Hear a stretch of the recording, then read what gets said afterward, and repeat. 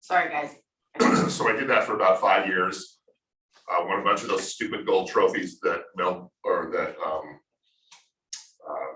Will Smith beats people up at. And yeah. So I did a movie called Bram Stoker's Dracula. I got one of those stupid trophies for that. Oh, And, that's awesome. and then I got recruited to go to Warner Brothers, and I went to Warner Brothers and I helped create their digital editorial department and worked on a bunch of great TV shows.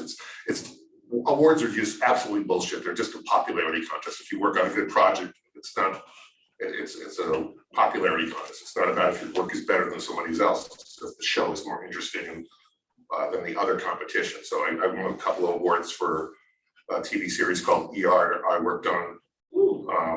Yeah, That was for sure. I was more proud of the 3-on-3 basketball championship I won against the security guards when George Clooney and Dean Cain were my basketball partners. So we played basketball and we were the undefeated team. That's awesome. The only team we couldn't beat on the Warner Brothers lot was the security guards because they were bigger than us. And, but I did that for years, and so I've been in the entertainment industry for about 20 years, and then I was paranoid that I worked on a TV series from like August through the end of pilot season for the new shows, and then everybody, all the producers, all the editors, everyone would scatter for the summer to go enjoy their lives. But I was so paranoid that if I left during the summer when there was potential work coming in, and they called me and I didn't answer, they would never call me again. So if you're out of sight, you're out of mind. So I stayed around every summer and worked, and I always had people call and say, hey, could you edit this project? Can you help produce this project? Can you do this? So I stuck around every summer, never traveled there, and I missed out on a lot of things.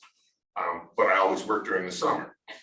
Then one summer, a bunch of editors and I said, hey, why don't we buy a little crappy house with our money? And this is back in the early 2000s, or no, it was back in the late 90s. We said, why don't we buy a crappy house and remodel it and flip it for our summer money?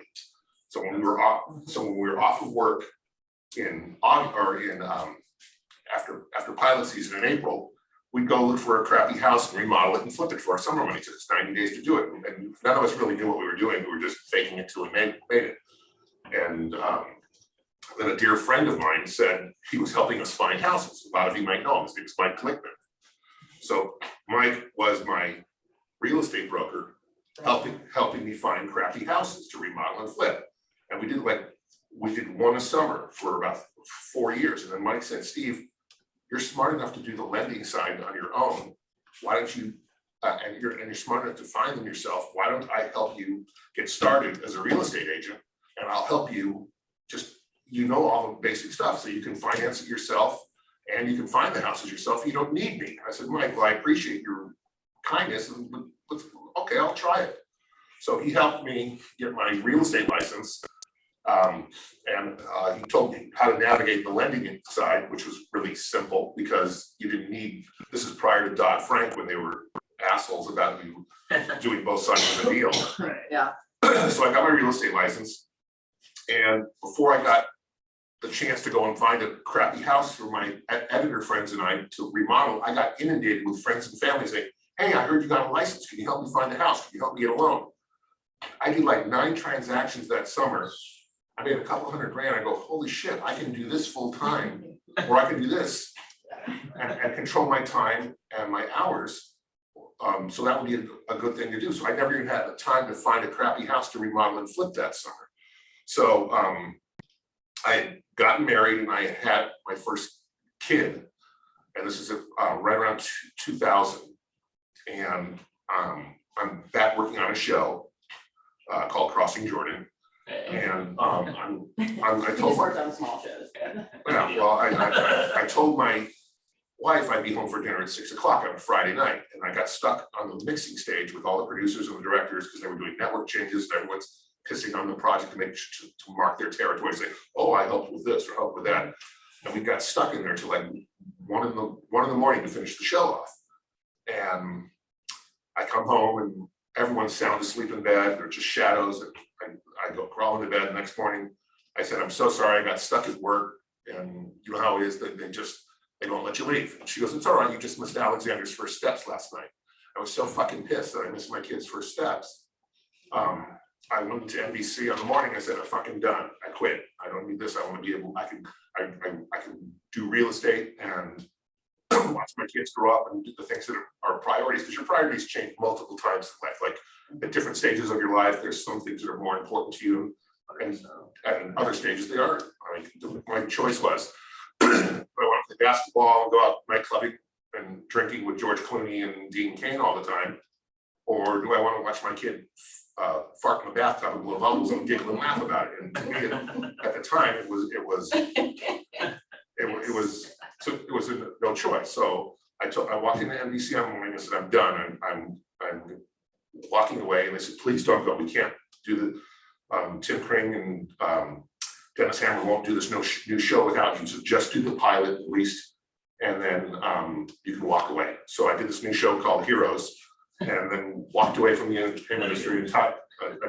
Walked away from the entertainment industry entirely to go coach Little League and watch my kids grow up.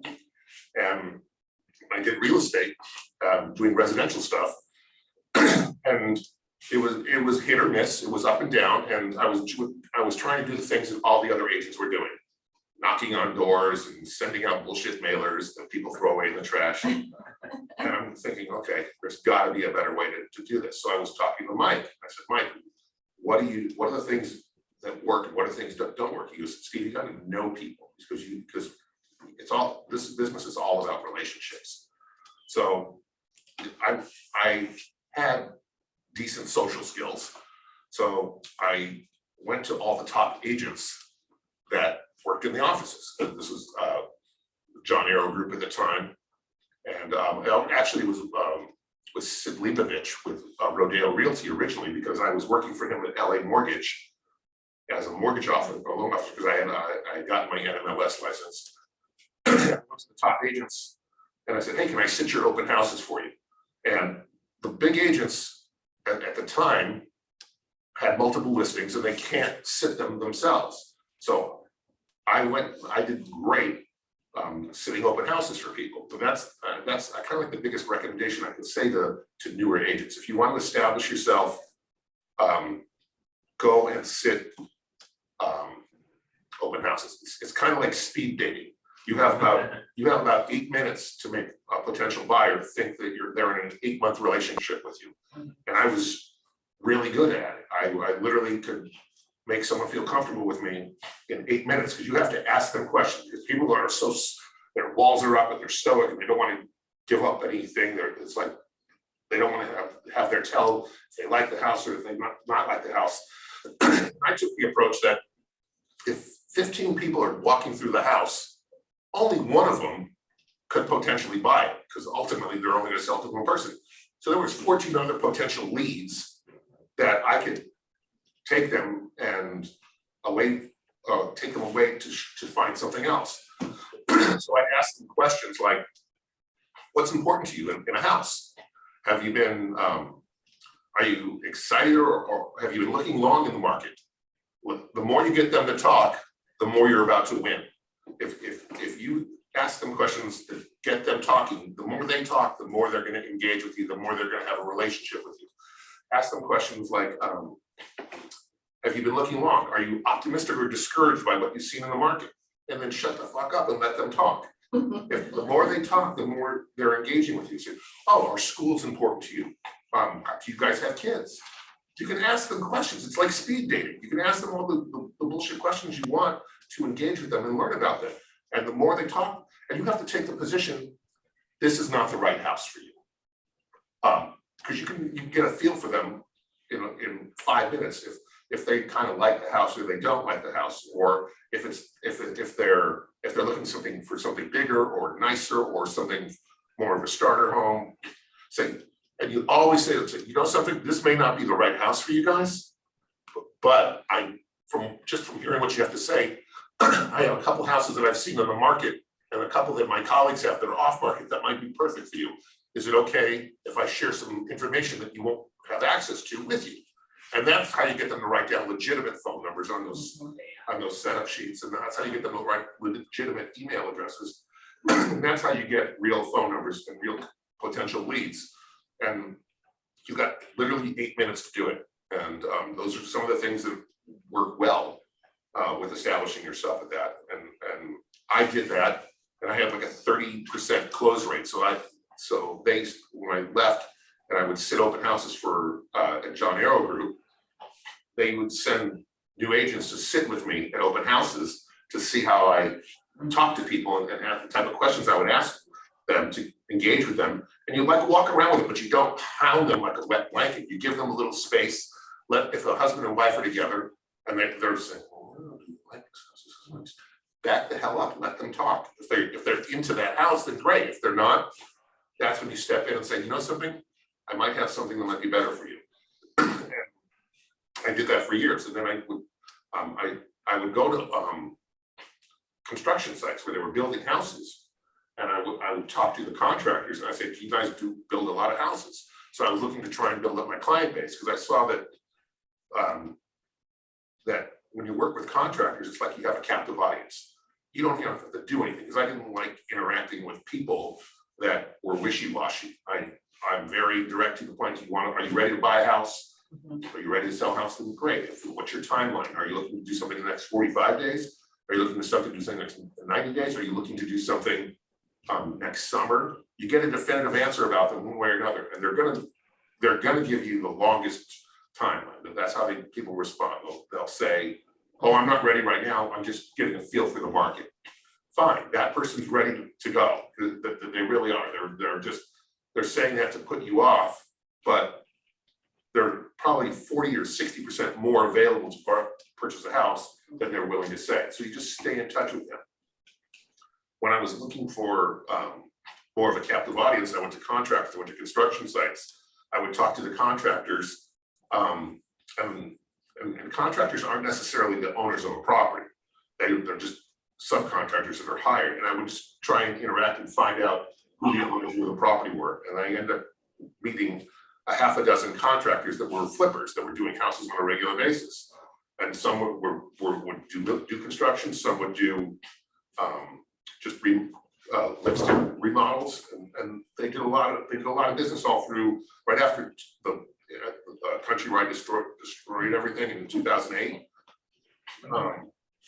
There was all these opportunists out there, tons of people trying to snatch up properties from Blackstone and hedge funds that had tapes of properties that they wanted to just liquidate their assets, and they had top agents that would liquidate them. And I ended up meeting with lots of contractors, and I got fortunate enough to meet with a bunch of them, and they liked me, and I ended up helping them find properties and helping them sell properties. And then some of them migrated into doing multifamily properties. They would build 4 units, and then they would build 8 units, and then they build 16 units, and then 32 units. And I kind of stayed with them, and that's how I kind of merged over into the commercial world. And I said, okay, I love this. This is so much better. There's so many more opportunities without, it was just fiscally about numbers. If it hit their profit margins, they would do it. If it didn't, they would walk away. So it's like when you look for properties in the commercial world that fit the criteria for the investor, then you've got a deal, because they say, okay, they're asking X amount of dollars for it. What's the ROI? What's the return on their investment?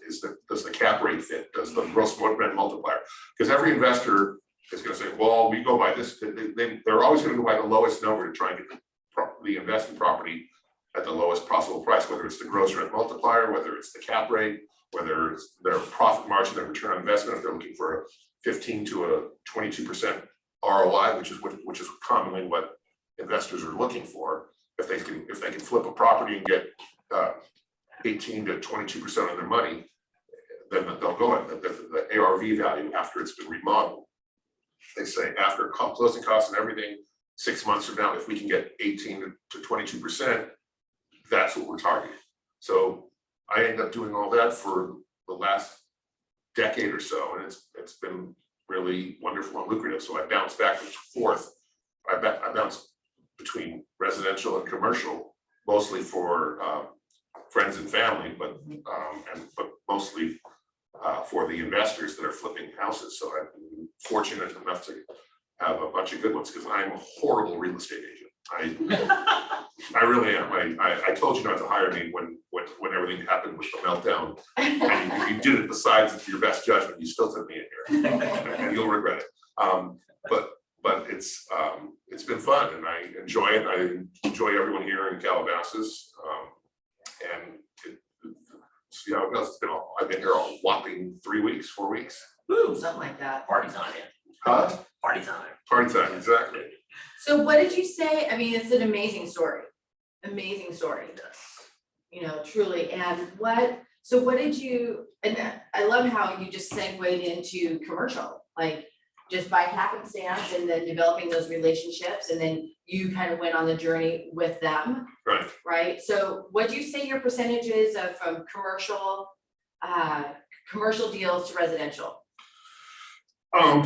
It fluctuates depending on the time of year, but mostly I do probably 70% of my deals of my closings are commercial, and 30% are residential at this point. Like right now, I've got my developers who are flipping some apartments. We've got 3 residential properties that I've worked on for them that they remodeled and they flipped. They were actually trust sales because I was helping some families that I do a lot of trust sale work too. So that's a nice benefit because the trust sales are, they just say, hey, this is what the family wants out of it. They want a clean, easy sale. And I just go to my investors and say, hey, you want to buy this property? Here's what the return is on the back end. If you put in X amount of dollars, if you do high-end finishes, this is your potential return.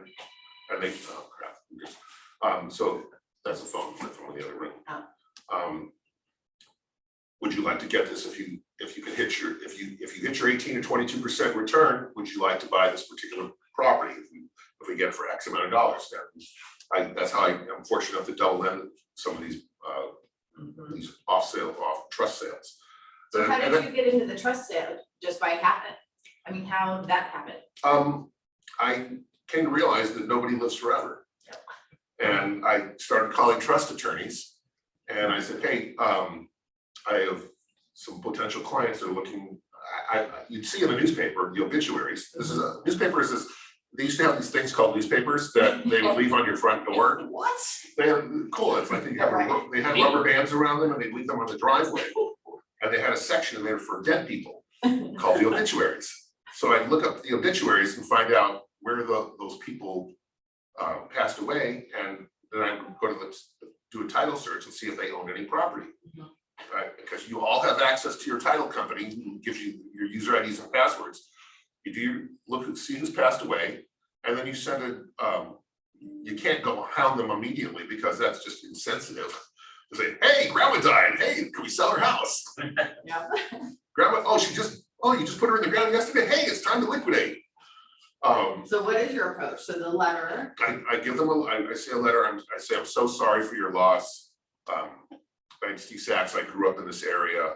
I had heard your grandmother had passed away.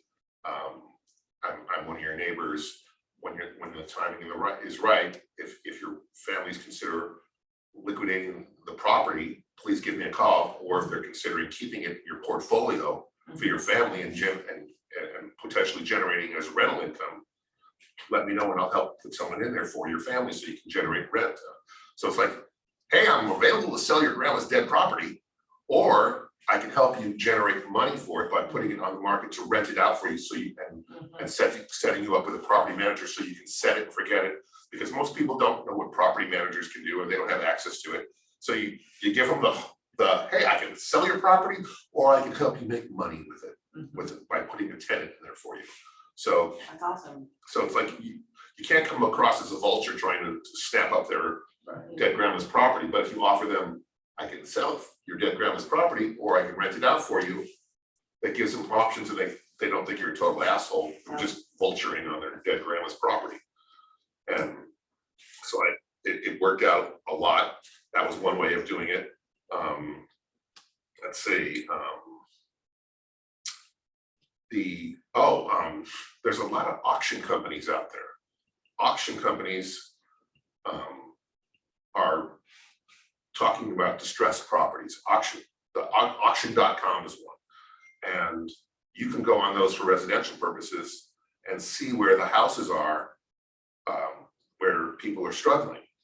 And auction companies don't control the houses yet. They're just saying that those people are in default and they haven't been able to get current with that. So sometimes they're upside down, or frequently they're upside down.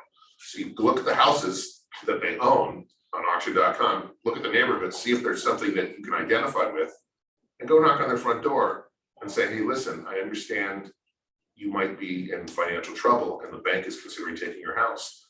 Why wouldn't you consider seeing if we can do a short sale and get you out of the financial burden and maybe get you what they call cash for keys for something. We can negotiate a short sale with you. I have an entire team that can help you either maintain stay in the property a little bit longer, or maybe sell the property and put some cash in your pockets on the way out.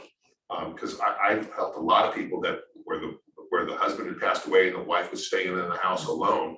She had no job and she had no way of paying the mortgage. So she hung out there for like 6 or 8 months. And then I saw on the auction.com, it was a house here in Woodland Hills, right up behind off of Valley Circle and Rod Avenue. And I knocked on her door and the house was vacant. She had moved out. And I looked on the title search and I said, well, where's the forwarding address? And I found the forwarding address in Simi Valley and I drove out there. I actually, the first thing that I did is I tried to do a phone number search. So I saw the lady's name that was the owner of the property. There's like a half a dozen different websites out there where you can look up people's phone numbers. And I found her phone number as an 805 number. And I looked her up and I said, hey, are you the owner of this house on Rod Avenue in Woodland Hills? And she said, yes, I am. And I go, I understand you're in a rough situation, that the banks are trying to take your property from it. She goes, yes, those assholes are, I've been in this house for so long, blah, blah, blah. And I said, I totally understand. I might be able to help you. If I can help you and put some potential money in your pocket so you don't walk away from this house entirely, would that be something you'd be interested in talking about? And she said, anything to screw the banks over, I would do. So I went out with her and I negotiated a short sale. I have a short sale negotiator that I work with, and the short sale negotiator negotiated the bank. I ended up getting, it was a 6% sale. I ended up getting 5% representing the buyer and the seller. And my short sale negotiator got 1 point on the deal.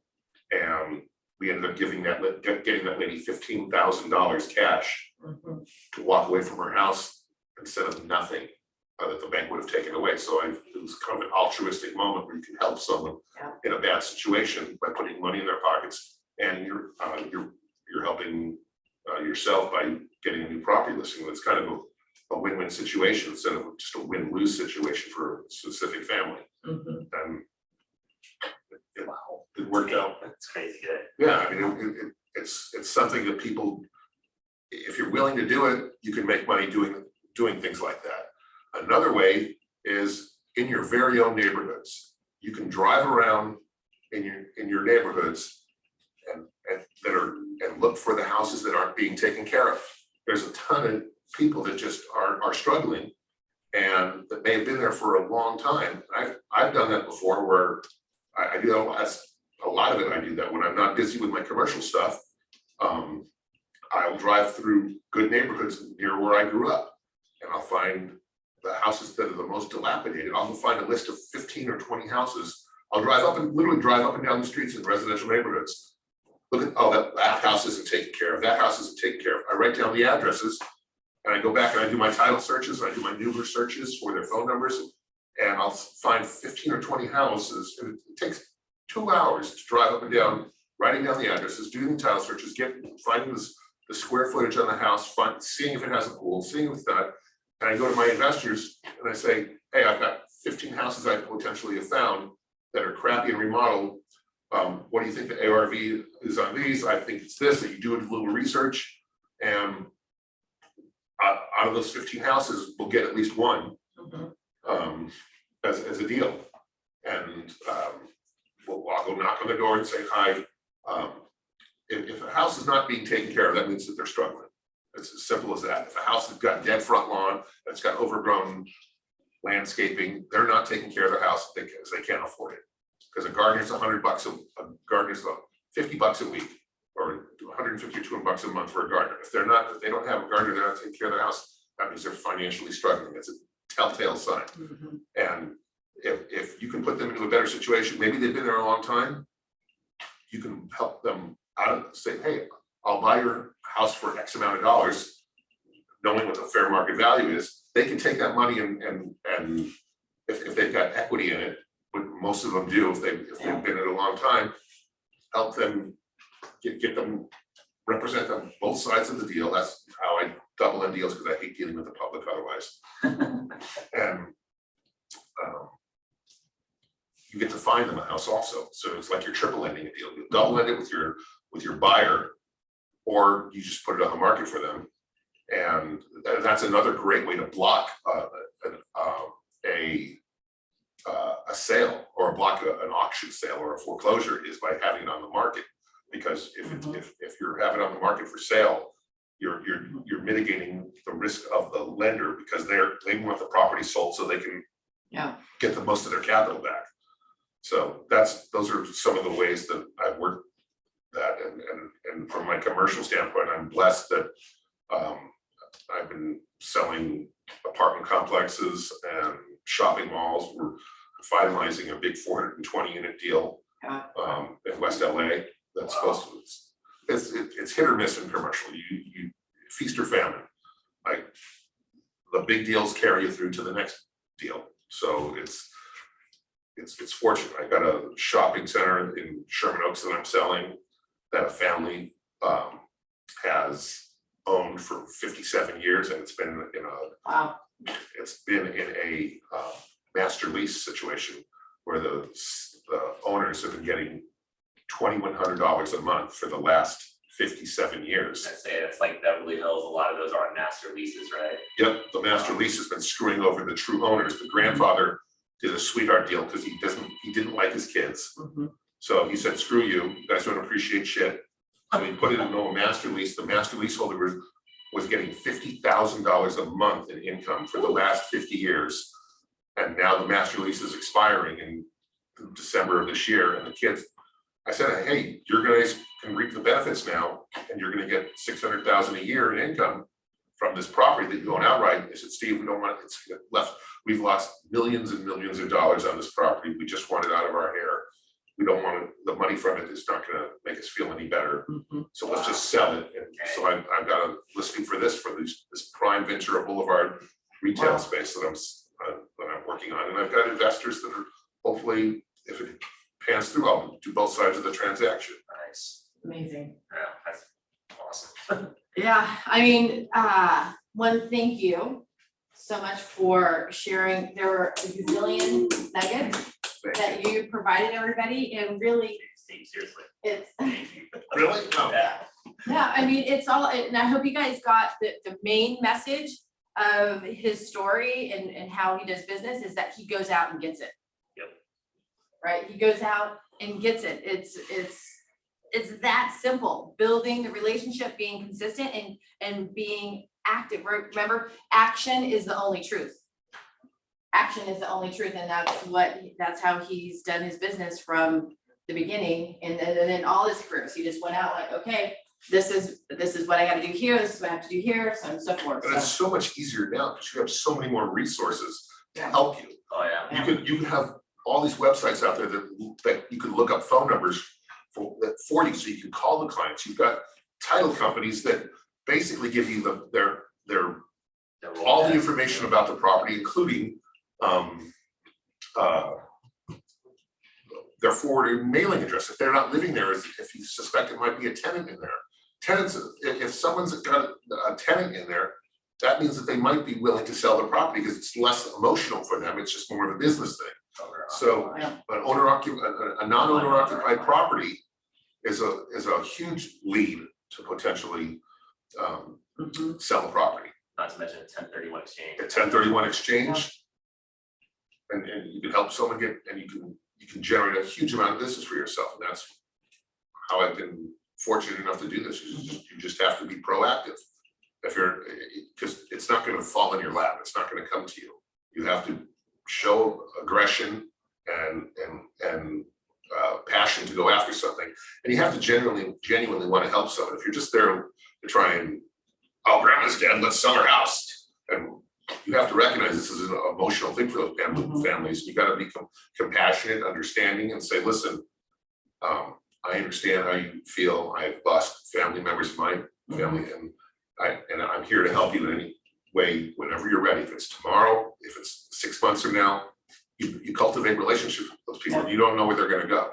They might say they were so happy with what you did, you become a trusted resource for that family, and then you like I helped a trust sale where I represented the buyers only, and the sellers liked me so much, more so than their own agent.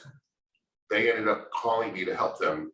Wow. After that, instead of their own agent, to help them find and sell other properties to them. And it turns out that they own a bunch of Carl's Jr.'s. So they want to sell their parents' property. The mother passed away, and they want to take the capital from that and roll it into some more triple net properties. So I'm going to help them with that. So, and it's a long game. You have to play the short game as well as the long game. Well, it's about building, it's taking that journey with them through life, Right. Exactly. right? So, and it's not just one and done. Amazing. So I know that we've gone over a little bit. Thank you guys for staying on. I'm gonna stop the recording, but does anybody have a quick question for